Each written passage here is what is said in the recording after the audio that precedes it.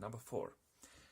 The electric field midway between two equal but opposite point charges is 745 newtons per coulomb, and the distance between the charges is 16 centimeters, to 3 significant figures.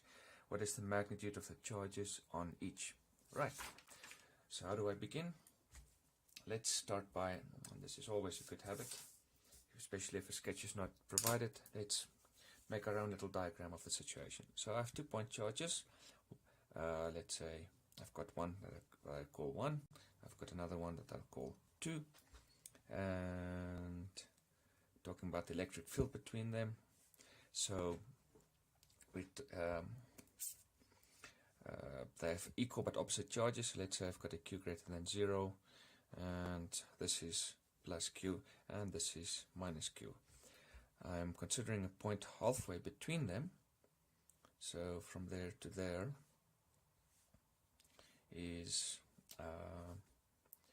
8 centimeters, so like that, and from there to there is 16 centimeters. Okay, so I'm just putting in everything that I know. Right, now I'm told what the electric field strength is at this point, and I've got to find the charge, magnitude of the charge, in other words Q, from that. Okay, so I'm told information about the electric field, so let me write down what I know about the electric field.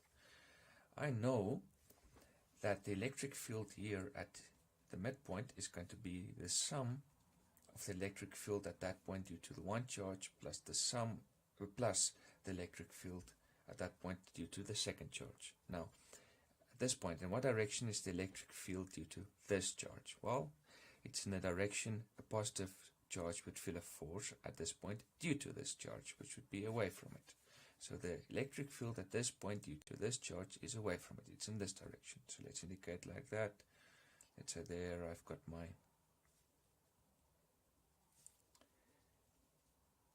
E1. Right.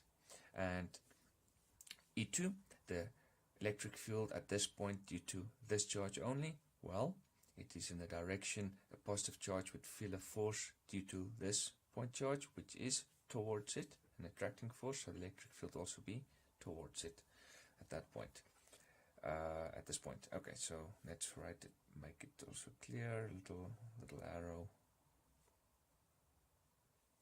Don't have to make it as thick as this. Doesn't matter. Okay, so there's E1 and E2. Right, okay, so this is what the electric field is at this point, halfway in between.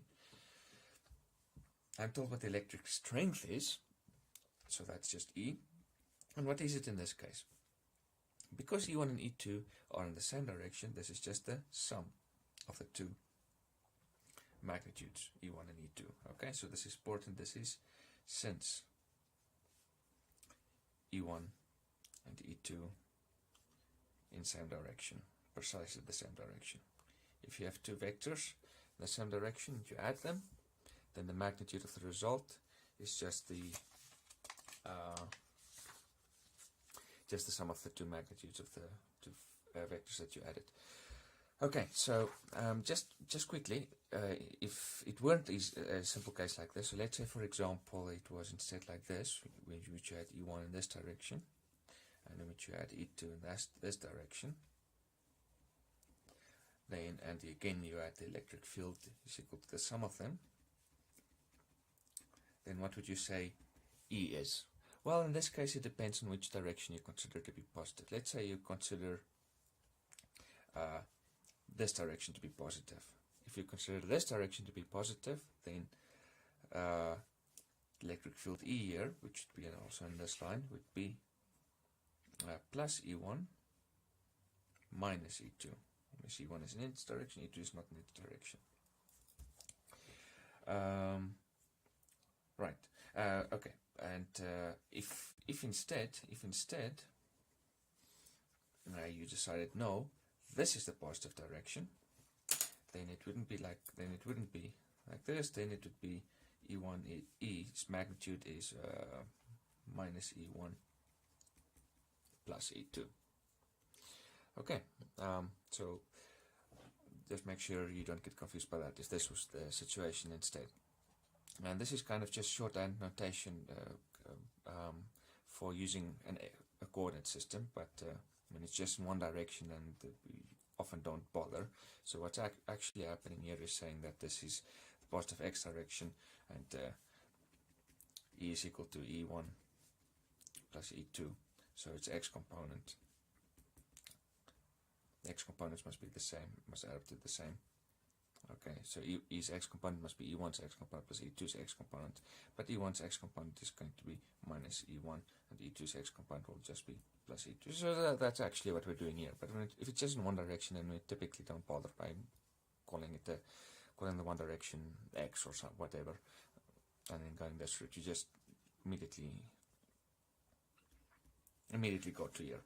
Okay, so that this is the more thorough explanation of what's going on here. Okay, but that's a bit of a sidetrack. Okay, let's return to the problem. Okay, so this is E is equal to E1 plus E2, right? And what do I know about the strength of E1? Magnitude of E1. This is just the magnitude of the electric field due to a point charge. This is a formula that we derived. This is equal to K times absolute value of the point charge over r squared, where r is the distance from the point charge to the point. Let's just call it r. It's 8 centimeters. Now about E2.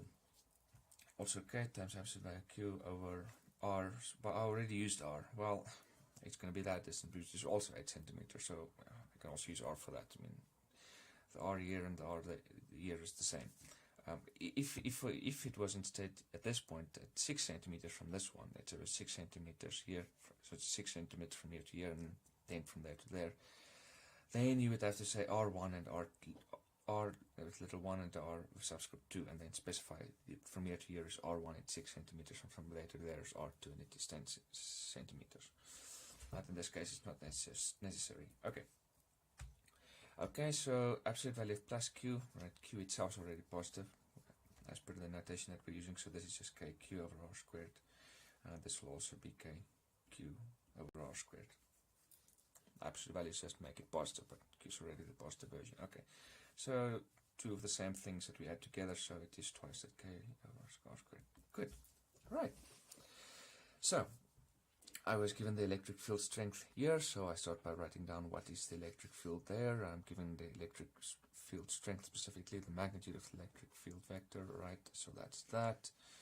Write down what that is. I get this. Okay, now let's recollect ourselves. Where are we? Let's think what is given. This is given. I know what this is. I know what that is. Q is the only unknown. Great, so I can just solve for Q. So Q is equal to ER squared over 2K, and then just substitute the values. 745 newtons per coulomb, and R is 8 centimeters squared over 2 times, and I feel like using this one instead.